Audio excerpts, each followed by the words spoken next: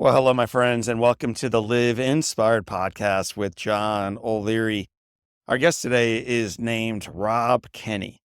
Rob is lovingly known as the dad of the internet. He created Dad, How Do I? It's a YouTube channel that has grown to over 5 million followers seeking practical advice, heartfelt encouragement, and, of course, a steady dose of dad jokes.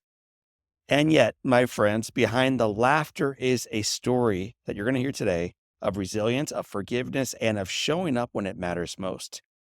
At just 14 years of age, Rob's father walked out on the family. And when you hear the story, you're going to be blown away by the family he walked out on, leaving Rob and his 7 siblings to figure out life on their own. Years later, Rob transformed that pain into purpose, using his platform to share how-to tips, hope, and inspirations for others who may be looking for a dad-like influence in their lives. It started with 1 follower, but as I mentioned, it's grown to more than 5 million today. It's incredible. Rob joins us now to share how his faith gave him strength, how forgiving his father set him free, and why his mission to serve others continues to grow. My friends, you're going to leave this conversation today with a renewed sense of hope, the courage to forgive, and maybe even the confidence to tie a tie or unclog a drain. So without further ado, let me loop him in. His name is Rob Kenney. Rob, my brother, welcome to Live Inspired with John O'Leary. Thanks for having me, John. Well, man, as you and I said right before we hit record, it's almost like we've already known each other. We've already done life together. We're already friends together. But for our friends who have not yet had the opportunity of listening to your podcast, watching your videos, reading your book, having coffee with you live, if they were to bump into you at a, say, Seattle fish market, and while catching fish, they said, Rob, tell me about you. How do you respond to that today? What do you do today?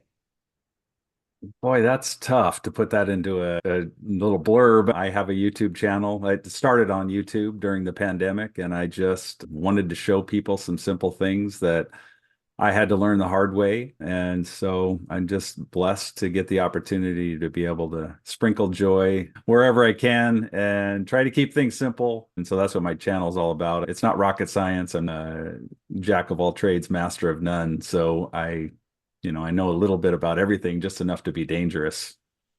So when our listeners are hearing that you are a YouTube star and a TikToker and an Instagram celebrity and all a social influencer, all these other buzzwords we've heard about, they're probably for those listeners thinking, well, he's probably 23. He's probably Hmm. very fit. He probably takes the right vitamins in the morning and works out the right way. And yet your story is a little different than that because that's really not the focus of your social media. It's completely different. And the reason why you're on our podcast is because in my mind, it's completely life centric. It's completely about taking the life you have experienced and making it a little bit better today than it was yesterday, not only for yourself, but for others.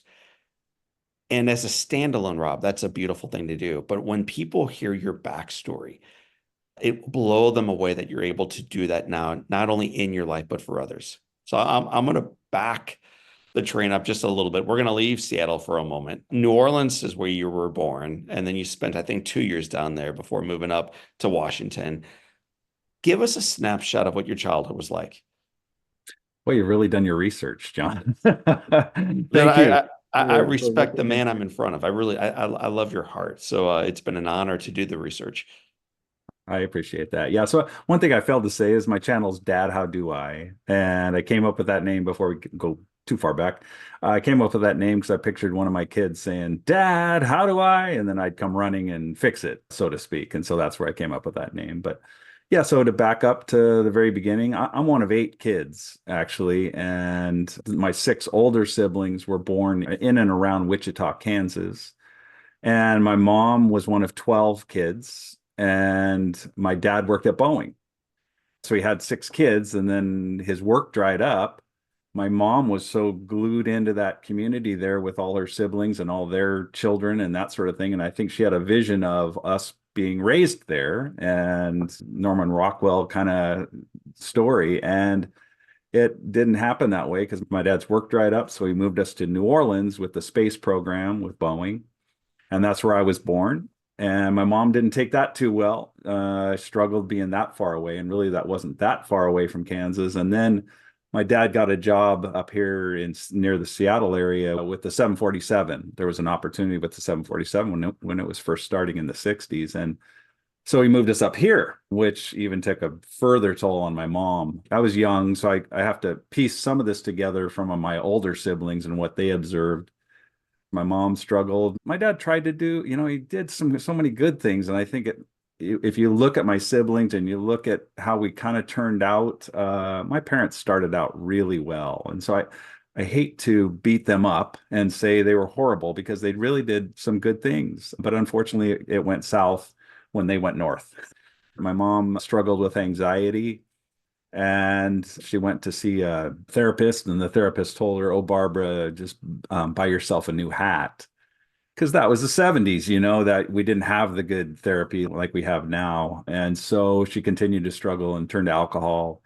And their marriage took a turn. And so my dad ended up getting custody of us. The older siblings had kind of moved out of the house, but us younger siblings were still at home, probably from when I was about 12. And there was a time where my dad got custody and my mom wasn't able to, he got a restraining order where she couldn't even come around.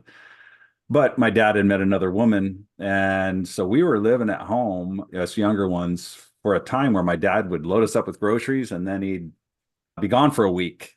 I want to make sure people hear what's going on here. You are 12. I think you have a younger sibling. Yeah. There's 4 or 5 other kids living at home at this time. Four. And, Yeah, four total. Mm-hmm. and dad would drop off groceries and come back about a week later and just check, do a proof of life, drop off more groceries and do it again.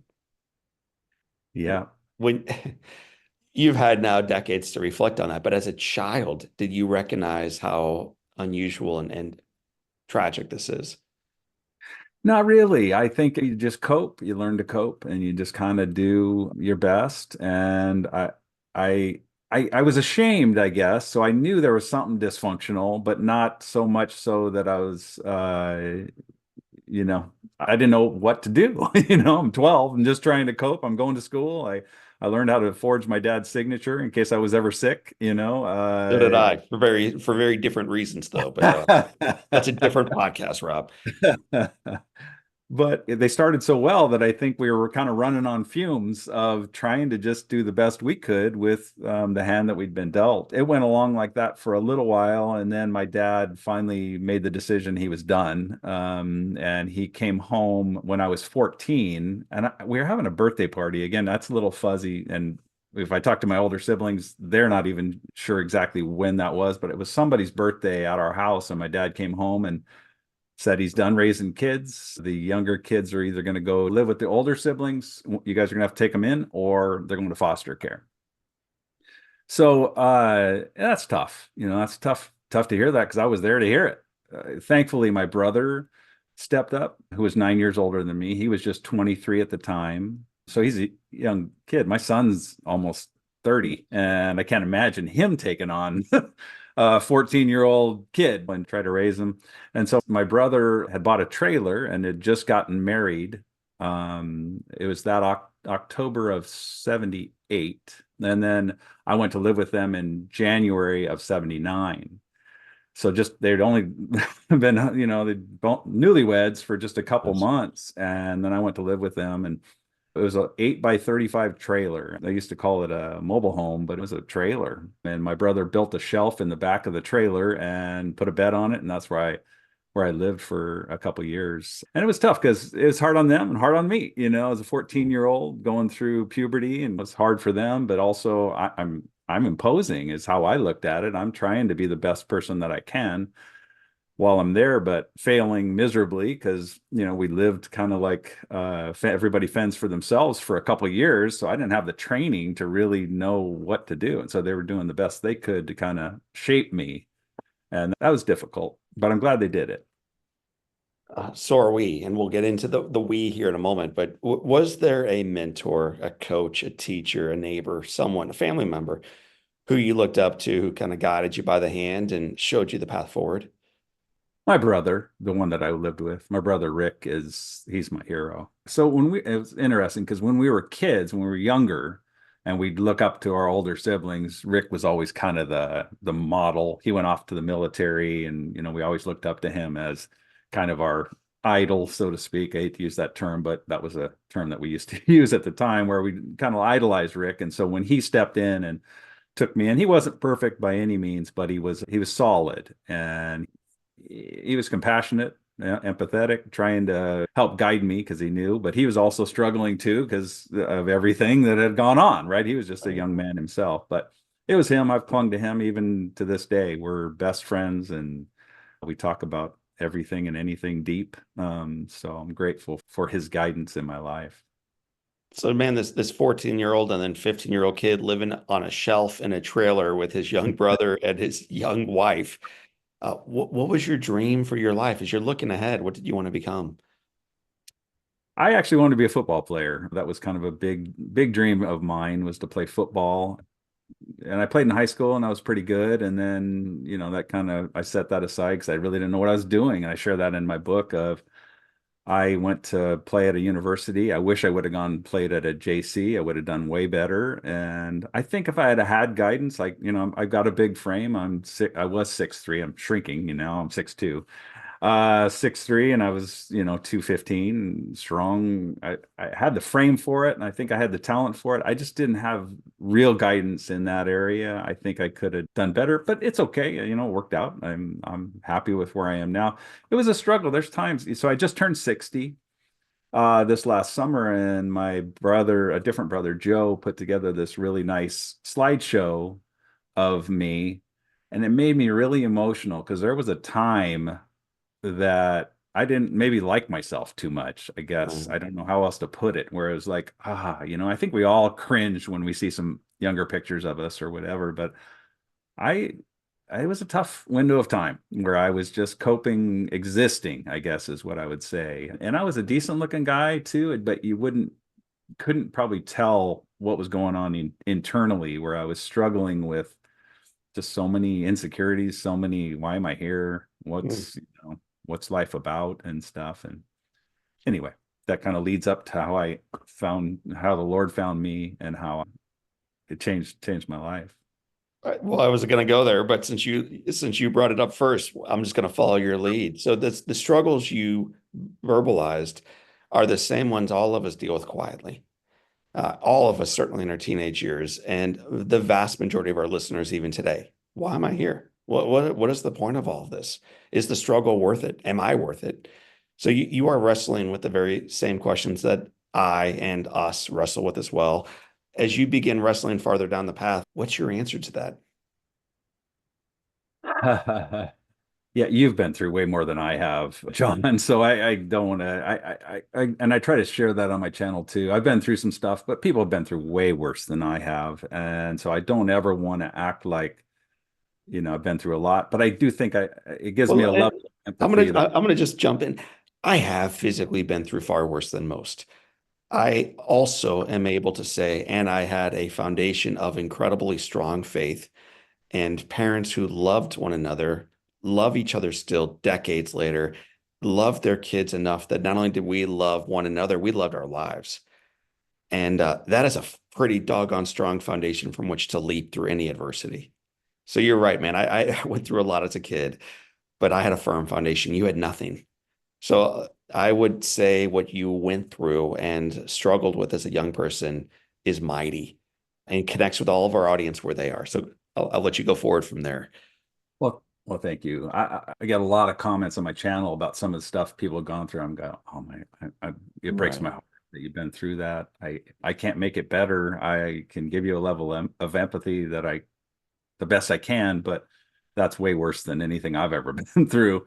So anyway, I ended up marrying my wife, and I met her at Boeing. And we're both computer drafters, and then I got frustrated with Boeing because it wasn't going as fast a pace as far as moving up the chain. And so I was frustrated with that because I didn't have a college degree, and they look highly on that, but I was promoted, and the money wasn't coming. So I jumped ship, and I went to work with an audiovisual company because I was told made all these promises to me that it was going to be, I would be part owner and all this stuff. And that unfortunately fell apart. And around that time that fell apart, my wife was pregnant with our daughter, and we didn't have a home yet. We were still in an apartment.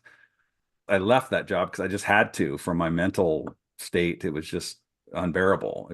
I couldn't sleep at night. It was just killing me. And so I quit that job while my wife is pregnant. And then I'm being just completely humbled watching my wife go off to work pregnant while I'm at home without a job. And this was October of that year of 91. Right. And it was hard. That was really, really hard. I had to really take a deep dive into what have I done. I had built up this thing that I thought was going to be amazing, and then now it's knocked out from underneath me. And so I cried out to God. I said, from a skeptic, I was absolute skeptic. I was raised Catholic, and then I abandoned it when I went off to college, did what I wanted, lived how I lived, used worldly wisdom to try to figure things out. And I skeptically cried out to God, and I just said, if you help me with this, I'll do whatever I can to try to understand you and learn more about you. And boy, and then we found shortly after that, I found out that so this is early January as I went through the holidays, which is a tough time to be without a job, watching your wife go off to work with your baby. But then everything kind of started falling into place. I got a job, and I compare it to the story where Jesus is on the boat and he's sleeping. And the apostles are out on the storm, and the storm's raging. They're seasoned fishermen that are out on the boat, and the storm's raging, and they're freaking out over the storm. And Jesus is asleep, right? And they wake Jesus up and say, hey, don't you care? We're perishing. And Jesus wakes up, calms the storm, and it says, and then they became very afraid. That was me because the storm was calm then, this big storm that I was going through, and then it was calm. And I'm like, what did I just bargained with a force that is terrifying to me. So that scared me worse than what I was going through, because I'm like, oh my goodness, you're there, and I've been doing things that I shouldn't have been doing. So fast forward, I started digging in and started understanding and started going to church and started to understand who I am in this big universe and that I matter.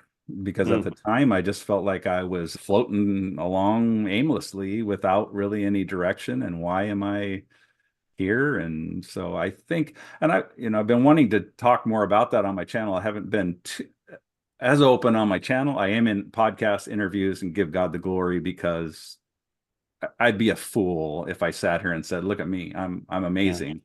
I'm being used kind of like you have shared, why me? Why am I getting this blessing of being able to inspire people and encourage people? I'm not that smart. God has given me this platform to be able to encourage people. And I'm humbled every day. When I spend my alone time in the morning with the Lord, I'm like, I just don't want to stumble, Lord. I don't want to blow it, just allow me to do what it is you would have me to do and consume me, so that I don't get caught up in this selfish trap of wanting it to be about me. That scares me. It's a beautiful answer, and it stokes more questions. So I'm going to begin with your wife, because most of us become the husband we saw in our dad or the wife we saw in our mom. It's very difficult to then imagine what it could look like to be different than that, because you never witnessed that firsthand. So you witnessed a broken relationship at home, and it went completely sideways, and eventually you're orphaned and left, hey, to your own devices. Good luck to you. When you said, honey, I think we should get married, like what kind of husband were you imagine being? I didn't know, John. I I wish I was smarter than that. I think at the time I was like, well, this is what people do around this age. They get married. That's how ignorant I was, I guess. Thankfully, my wife is strong. She's a great woman. She's been by my side, put up with my stupidity. Unfortunately, she comes from a background of a broken home too. She's one of 8 kids as well. And so she had to deal with her own trauma. And I've had to go back to my kids, I feel like, and apologize to them that they got to see some trauma growing up with some of the stuff we did. We did a great job. I think our kids are, and they're my best friends. We talk every day. My daughter calls me every morning. I had to text her this morning saying I can't talk this morning. Got an interview. And then I'm my on with son, Oprah. I mean, John, I can't talk right now. Yeah, and then I'm going to Pittsburgh this week with my son for my 60th birthday. He offered to buy me tickets to the Steelers game. I've been a Steelers fan since I was a kid and finally get to go do that. So they turned out okay in spite of us not always doing things right. I think a big part of that, raising kids, is being willing to admit that you didn't always do things right. And I think they have compassion when you are willing to admit you didn't do things right. If you try to pretend you got it all together, and I've tried to share that with people that have asked Right. me about what are the key things in raising kids, is I think a big part of it is being willing to admit that, hey, I didn't handle that correctly and I'm sorry. You're considered the dad of the internet. I know it's not a job title you celebrate because it comes across as braggadocious, but you didn't give yourself that title. The internet did, as you now have 5 million followers who are learning from you, not just how to change a light bulb or a brake light or a flat tire, but how to lead their lives more effectively. So as you're raising first your daughter, then your son, looking back on it, what's the best thing that you gave your kids? Their faith, I would say, so that they understand in light of everything that goes on around you. I think that rock of understanding that things are temporary.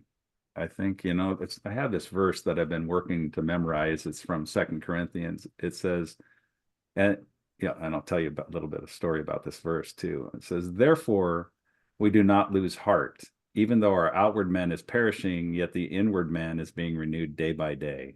Mm, For our light affliction, which is but for a moment, is working for us a far more exceeding and eternal weight of glory. While we do not look at the things which are seen, but at the things which are not seen. For the things which are seen are temporary, but the things which are not seen are eternal. And I think having that perspective can get you through anything. You go through stuff, it's temporary. It is temporary. And I'm 60. I've been through some stuff, but it's a temporary position. There's highs and lows too. There's amazing things, but it's temporary. I just visited the Arlington Cemetery. My son lives out near DC. You look around and man, the sea of tombstones, these are all lives that were here and they're gone. They had struggles just like you and I. They had hopes and dreams and they died at different ages, but we're all heading there. And so I think you have to at some point come to grips with the fact that what's it all about and how do I fit into that? And from my perspective, Jesus solved death. He came back mm. and rose from the dead. And so I think it's all rooted in that. You can get into all these other arguments or whatever, or come up with different things, but has anybody conquered death? Because we're all heading there. And Jesus conquered death by rising from the dead. And if he didn't rise, we're of all men most to be pitied. But if he did rise, changes everything. Man, so I mean, we could spend the rest of the podcast talking about faith. Yeah. So we'll spend one more moment on that. Why do you think so many folks wait until the end is staring them in the face to really ask the probing questions of around, is there a God? What does that God look like? Why does faith really matter in my world? Why do we wait rather than embrace this on the front side of the journey? Yeah, that's interesting.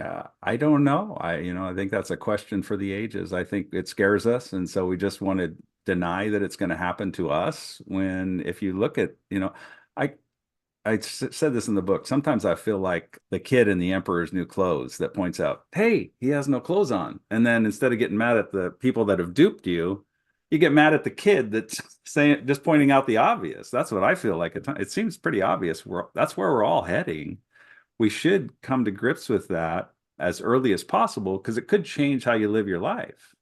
Mm, That's how I look at it. And I used to share that in Sunday school when I was teaching Sunday school. I said, you need to get this stuff figured out early so that you don't live your whole life and go, I maybe would have done things different. I think we all have regrets no matter what you do. You're gonna, I wish I would have done that different. But the reality is we're all heading there. And so I right. think we should, the sooner the better, grapple with it.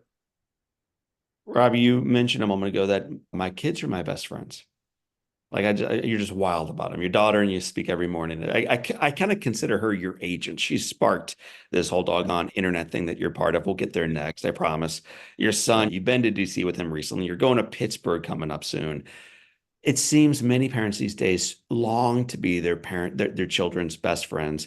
at the risk, though, of not disciplining them and raising them properly. And so it's common to almost like put on a skirt, dress the same, drink the same, party the same, fit in the same, to be a friend the same, to be a peer rather than a parent. How do you encourage parents out there to balance love and discipline, parenting and friendship? Yeah, that's a question for the ages too, because it takes some discernment. It takes some, just again, I think prayer for me, it was trying to, because there is, like you said, that you can't just be their best buddy, and but there's times where you can, but you also got to make sure, I think, keep that level of respect that, hey, I'm still your parent, that, you've crossed the boundary here. Kind of like a coach too. If a coach allows you to get too close, pretty soon you start, familiarity breeds contempt. It happens everywhere. You just got to pray for wisdom, I think, when it comes to that, where just got to understand the fine line between them being your buddy, because that's not good too. My daughter's 32 and my son's 29. And so now they still respect me as their parent and respect my wife as their mom, but we can be more buddies now because their decisions are their own. We differ on different things, and I'm not living their life. I'm living my own life. And so that's what you get to do now. And hopefully we've trained you to have discernment, to live your own life. More power to you. But just got to live with the consequences of your decisions now. Some of our dads listening, some of the moms listening, some of those who care for their nephews and nieces, or the young neighbors listening, are thinking, gosh, I'm glad this man that John's interviewing has connected with his kids, but I haven't built that relationship somehow. I swung and missed. Somewhere along the way, there's just a disconnect between the children and myself. So for those of us who've got into that point, whether the kids are 8 or 29 and 32, how do we begin to rebuild or build for the first time that connection with our young people, with our children? I think that you have to be vulnerable. I think you have to be willing to be vulnerable and admit that maybe you didn't do things right. One thing that I've always told my kids too is my relationship with my dad. So kind of tie a bow on that. I did end up forgiving him because I struggled with that for a long time, but then understanding, and I remember hearing that unforgiveness is like drinking poison and hoping it hurts the other person, when it was killing me. It was eating me up. I was spending way too much energy wanting revenge on my dad. And when I finally let him go, there was freedom for me on the other side. I can't even express it. It's like, Right.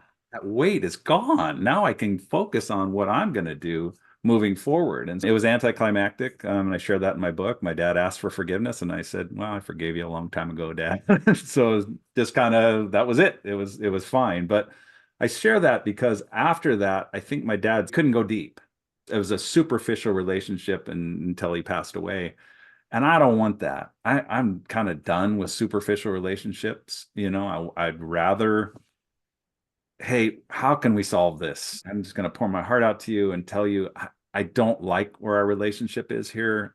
We could, and because it takes two, you have to say, if you want this as a superficial relationship and we both just kind of ride our time out here on earth that way, that's a choice. Right. I'd rather not have that. I'd rather have a real relationship with you and admit to my shortcomings, and hopefully we can be real with each other.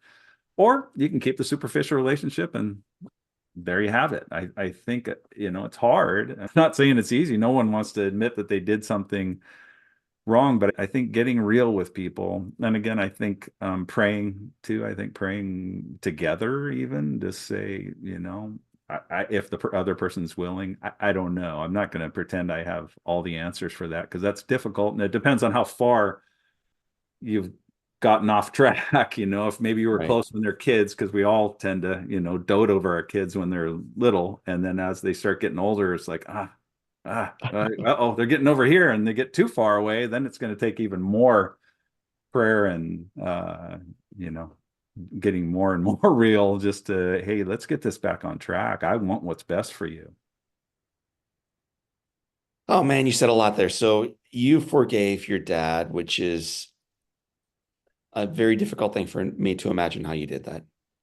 And you talked about how before you did that, you were drinking poison, waiting for your dad to get sick, and you were getting sicker and sicker and sicker. And then finally, I think on a boat on a beautiful day, uh, Yeah. he sort of asked for forgiveness, but it almost was like he didn't feel like he needed to. Like he kind of thought like bygones were bygones, right? I mean, that was a long time ago, little Robbie. Even that smugness, if I'm being super honest with you, like to not fully embrace what you've done. Yeah. He was in his mid 80s, to not Hmm. fully recognize the collateral damage potentially and in reality of that decision to selfishly just pursue a new relationship. I was angry, and yet you hugged him and you just pulled him in and you said, "Dad, I've been forgiven. I forgive you." And it was a tender moment, anticlimactic in some regards, but important. So I'm going to shift gears now because you may not have had the dad that you needed, but you are, believe it or not, becoming a dad not only to the two you've raised, but to three and then four and then five and six and now 5 million kids out there. So, dad of the internet, you start this channel, I think, back during COVID, right? April of 2020. Hmm. Give us the origin story. I think it's a sweet, humble beginning of what you built. Yeah, I had no idea it'd be what it is. I had thought of the idea a couple years prior to actually posting anything. I told my daughter something I wanted to do, and then during COVID, she said, "Dad, now's the time to do it." She said, "I think people are hungry to hear from just a normal guy instead of celebrities, because celebrities are out doing different things, and celebrities kind of become unrelatable at some point where."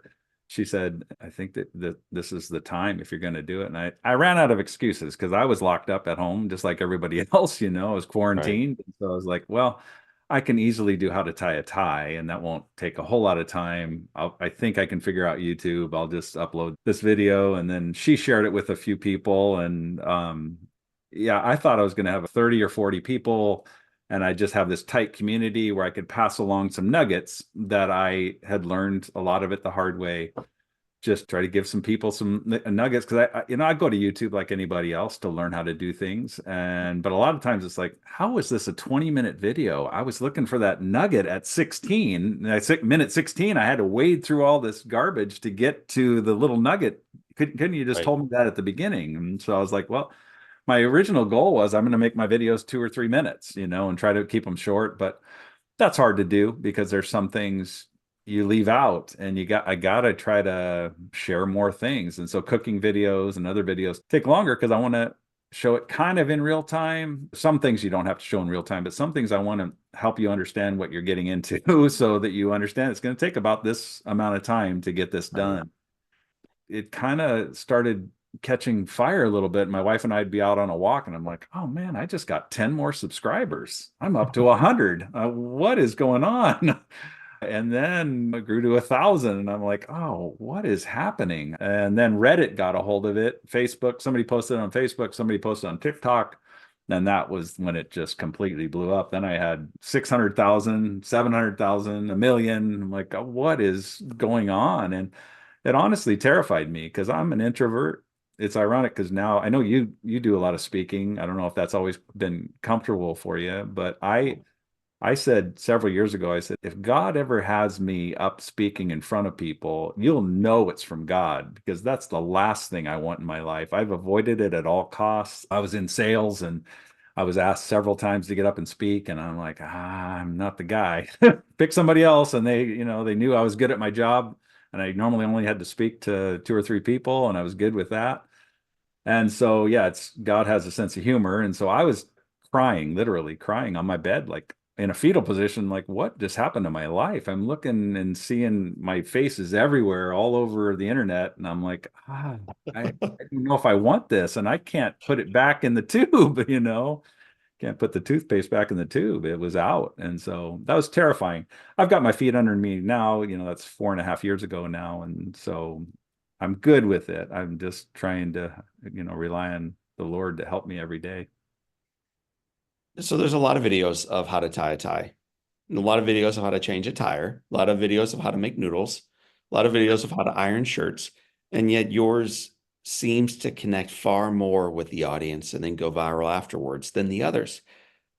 And if we're just being direct, like you're an introverted guy, you're and I mean this with praise, so ordinary So ordinary.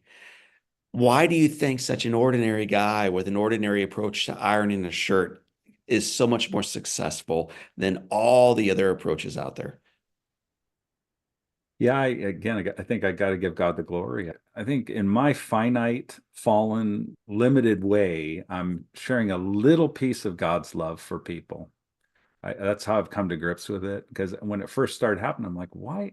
What is going on? Why is Right. this resonating? And people are crying watching me tie a tie. I thought I was in my ignorance. I thought I was just showing you how to tie a tie. This is how I'd show my kids. I'm going to show you. But people, for various reasons, maybe didn't have a dad, lost their dad. So many other emotions are going on. Right. I really do think it's God reaching out and touching people's hearts with my little way of here's a little piece of love from God. It's not perfect, but it in a way you're cared for. And so I'm grateful for that because I that is more of what my channel is about rather than the how-tos. I think it's Right. more spending time with somebody that shows you you're not alone. You frequently begin with, "Hey kids," and you frequently end with, "Hey, I love you and I'm proud of you." And I think to be a child to someone else is meaningful. And I think to actually know that someone's proud of you and they love you is meaningful. And I think that's a big deal. So if people want to learn how to do just about anything, they can certainly follow you and they'll learn it. But I'm going to ask you directly, Dad, how do I forgive? You on a boat had an experience where you were already able to tell your dad, Dad, I forgave you a while ago. For those of us who got snapped at on the way out the door by our spouse today, disappointed by a child, upset with the parent and the way they raised us, or the way a neighbor voted. Right now, 50% of us are irate that those people would vote that way. How do we forgive folks who, in our mind, have hurt us? Yeah, it's not easy. Looking back now, and if you read my book, you know that it was through tears and struggles trying to ask God to help me with that because I didn't want to forgive my dad. I felt like I was letting him off the hook. And I've had interviews. I actually had an interview in a local studio, and the gal disagreed with me that I don't think you can just forgive and forget. Well, I get it. I get it that it's hard. I'm not saying, but I think when you look at it selfishly, let's Right, look at it selfishly, it's in your own best interest to let that go. You can't do anything about it. You're spending energy on it that could be, and I do my wisdom Wednesdays because I think there's so much more to being a dad than just showing you how to do things. I want to walk alongside and encourage you with a lot of quotes that have helped me. And there's one where I was trimming the bushes out here, the flower bushes, and just talking about, if you can compare it to your own life, the bush is spending energy on something that's dead. Trim it off so that it can spend energy on something beautiful moving forward, right? mm, If you can look at your life that way, quit spending energy on stuff that doesn't help you. It's right. it's it's bogging you down. It's a chain that's holding you back from what you can actually accomplish in your life. And so if you can look at it that way, it's hard. I get it. So don't say, he just doesn't understand. Well, I do to some extent. Again, people have been through way more than I have. But if I can tell you from my perspective, there's freedom waiting for you Mm. on the other side of forgiveness. So, Dad, how do I follow you? Where do we learn more about the work and the wisdom and the knowledge that you have that you're imparting into your followers?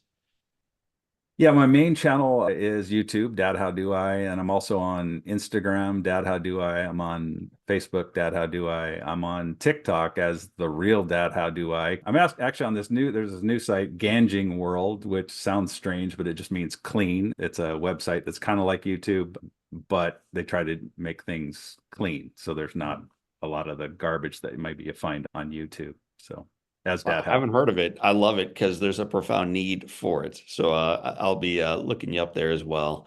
So Yeah. we have 7 questions that tether all of our guests together, whether they have never heard of the internet or they are considered the dad of the internet. Before I move into these final 7 questions, is there a comment that you've heard from someone online or you bumped into, I know you travel a bit now, you bumped into someone while traveling and they're like, oh my gosh, you're the guy. Can I tell you this? So is there a story that you heard from one person? I know you've received countless, but one story that you recognize, my gosh, this is so much bigger than tying a tie. The one that sticks out in my mind was this gal had she emailed me and said that she unfortunately was in a really bad relationship with her boyfriend, and her boyfriend beat her, and she actually had brain damage from it. She found me and would listen to my channel, my voice, just let my voice play to give her calm as she was rehabbing through that struggle. That amazes me that it's being used in that way. I never would see that. I'm thinking I'm showing people how to tie a tie, and really just somebody wanting to just hear my voice. And I've been told my voice is calming, and that's amazing to me. I mean, there's others, of course. Like I said, I've had people say they're crying watching me tie a tie, and then I have ran into people, and I try to be gracious there too, because I'm sure you can relate. People get intimidated, and I'm like, I am just a normal guy. I don't even. Please don't put me on a pedestal. I'm not that guy. Well, I love that you receive an awful lot of love online and you're big enough now, you receive the hate too, which is that kind of Yeah. means you made it. When the internet shows up to hate on you, you're tying the tie wrong, you're ironing wrong, you're watering the flowers wrong, you become something, man. So congratulations to that, Rob. Let's roll into the final Live Inspired 7. The very first question is, what's been the most impactful book you've ever read? The Holiness of God. It's by R.C. Sproul. It's called The Holiness of God. And he talks about that story of Jesus being in the boat and then waking them up. And it says, and then they became very afraid because they're like, wow, who is this? And so The Holiness of God, I would say, has had the most impact. I love when someone smarter than I read scripture and explain to me what's really going on. Because if I don't have a friend next to me, I miss that second part. And I think Mm, it's a whole story about how the voice calms the ocean, yeah, calms the water. And the reality is, yeah, that's part of it, but there's a lot more to it than that. So right. what is one positive characteristic, one trait that you possessed as a little kid growing up in Seattle that you wish you exhibited as brilliantly today? I think I've gotten better at it, but I think the innocence of when you're a kid and we're all friends, and then we start dividing into cliques. I wish I didn't get caught up into that. I think it's sad because when we're in kindergarten up through second grade, everybody's friends. It doesn't matter who they look like or whatever. We're all buddies. We're all doing this together.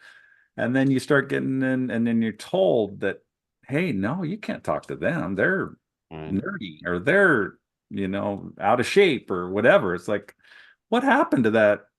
And you do kind of come back to that, I think, as you get older, where it's like, where you should anyway. Hopefully, you're not stuck Right. in the high school years where you can't talk to that guy, and that's the cool people's table. And I wish I wouldn't have got caught up in that, but I was dealing with so many other things at the time that I unfortunately kind of did myself.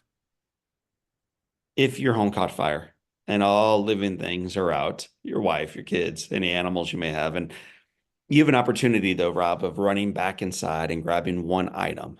What's that one physical thing you would come racing back outside with? Well, I think you probably know by now, the Bible. The Bible, because it's God's promises to us that I constantly refer back to. And when I have doubts, I'm like, oh, that's right. You promised this. You promised it. You promised it. It's not, Rob's so great or anything. It gives me honest opinion of me, and reminds me. And I've heard it said we're leaky vessels. We are leaky vessels. So we constantly need to be reminded of things because we forget. Yeah. If you could sit on a bench on a sunny Seattle day, so pick carefully, have a long conversation with anyone living or deceased on this gorgeous day, who would you like to be seated next to? Well, I hate to keep saying the obvious, but Jesus, I think it'd be amazing to have a conversation with Jesus.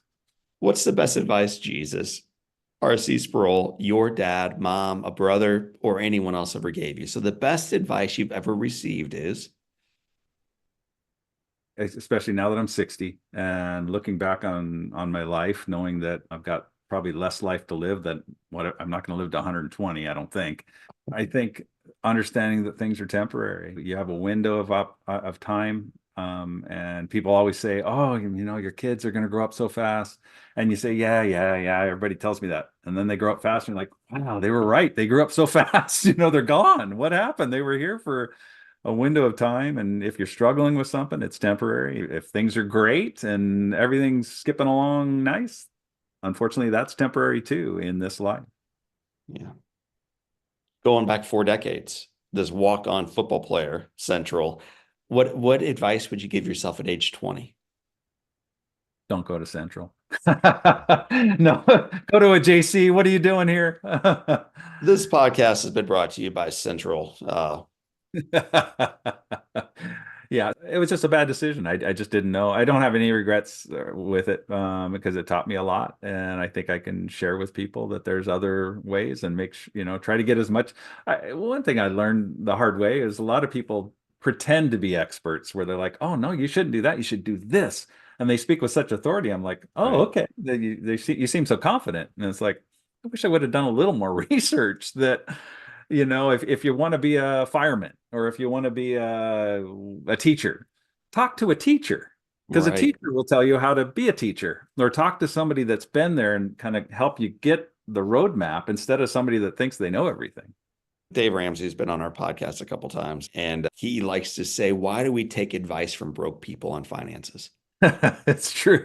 Your neighbors are upside down on their mortgage. They've got 3 cars they can't afford. They have saved nothing for retirement, and they're giving you advice on where to go on vacation and what to spend and how to put it on the card. And I think many of us take advice from some of the least appropriate sources. So I think your advice of saying, man, I think we should lean into people who have wisdom to share in that space. I think it's one of Right. the reasons why they lean into you, Dad, and why they ask you questions of how to do things more effectively. So the seventh and final question of the Live Inspired 7 is this. It has been said that all great people can have their lives summed up in one sentence. Rob Kenney, how would you like yours to read? I tried to please God the best I could. That would be it. I think pleasing people is difficult because it's a moving target. And I think doing the best to please the Lord, I think gives me a foundation to be able to have peace with the fact that not everybody's going to like me. There's a quote by Kurt Cobain that said, "I'd rather be hated for who I am than loved for who I'm not." So if people don't like me, I just have to be okay with that, because you're not going to please everybody. And, there's just going to be people that are going to be upset with you or not like you or whatever. Well, I'm not accountable for you, and you're not accountable for me. I'm just trying to do the best with the talents and the gifts that God's given me.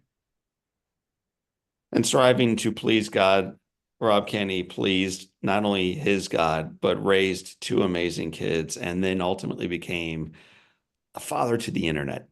5 million followers, 5 million people who look up to you and are better because of it, man. Make it 5 million and one. So, Rob, I'm grateful for the time today. I'm grateful for your wild story.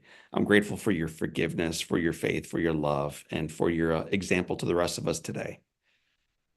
Well, thanks, John. I really appreciate you too. You got an inspiring story. We could have spent the whole time talking about your story, your story too. And I, like you, just can't believe that I get to do what I get to do. I'm so grateful and humbled and amazed. God's blessed me beyond measure. I don't deserve it, but I'll take it. I'm grateful for it. I don't know what else.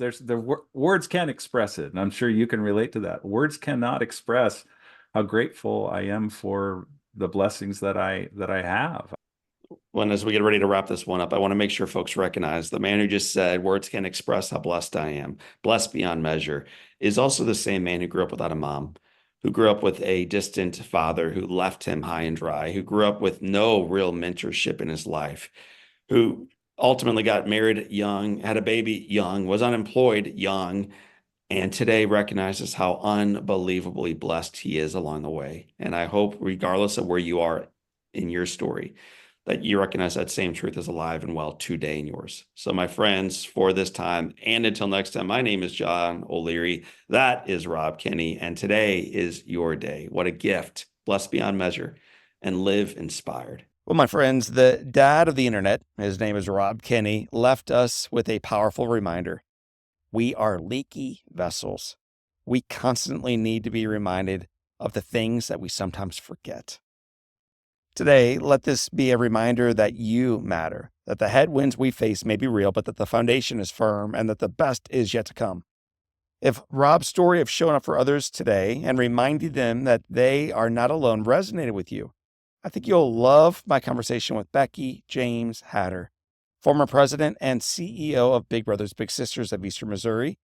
For more than 3 decades, Becky has seen how positive relationships can transform not just a child's life, but their mentor's life, and not just the two of their lives, but the entire community as well. Like Rob, Becky believes in the power of pouring love and wisdom and support into the next generation.